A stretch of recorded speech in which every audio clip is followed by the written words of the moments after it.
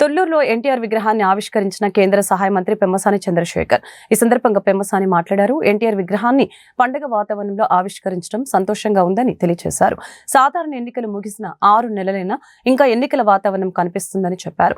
గత 5 ఏళ్లలో అమరావతి బీడుపడిన భూములు, ముళ్ల చెట్లు, గుంతలు పడిన రోడ్లతో నిండిపోయాయని చెప్పారు. చంద్రబాబు ప్రపంచమంతా మన వైపు చూసేలా అమరావతి నిర్మాణం చేపట్టారని అన్నారు. అమరావతిలో ఆగిపోయిన పనులన్నీ తిరిగి ప్రారంభం కావటం సంతోషంగా ఉందని తెలిపారు.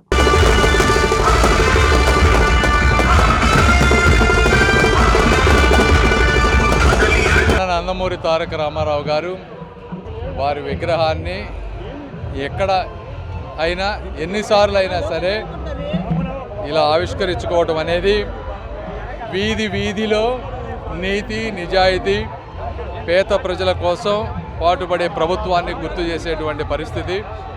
ఈరోజు తుళ్ళూరు ప్రాంత ప్రజలు చూస్తూ ఉంటే మళ్ళీ ఒక పండగ వాతావరణం, ఒక ఎలక్షన్ వచ్చిన మూడులో ఉంది. జనరల్గా వితిన్ 6 monthsలో ఇంత పండగ వాతావరణం అనేది రేరు.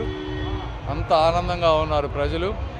ఇలా అన్నగారి విగ్రహాలు కానీ ఆయన పుట్టినరోజులు కానీ చేసుకోవడం మనసుకు చాలా ఆనందంగా ఉంటుంది.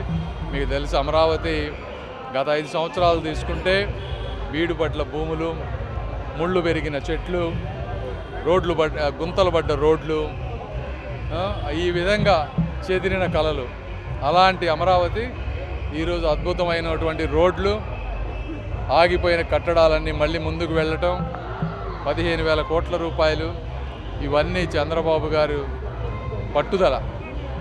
ఈ అమరావతి నగరాన్ని తెలుగువారు గర్వపడే విధంగా, ప్రపంచం అంతా మన వైపు చూసే విధంగా చేయాలనేటువంటి ఆయన సంకల్ప బలం ఈరోజు 15,000 కోట్ల రూపాయలు తీసుకురావటం కానీ, లేకపోతే ఇవన్నీ ముందుకు వెళ్ళేటువంటి పరిస్థితి, పండగ వాతావరణం, అన్ని వర్గాల ప్రజలు అందరికీ పనులు దొరకటం కానీ చాలా ఆనందంగా ఉంది ఈరోజు. Thank you.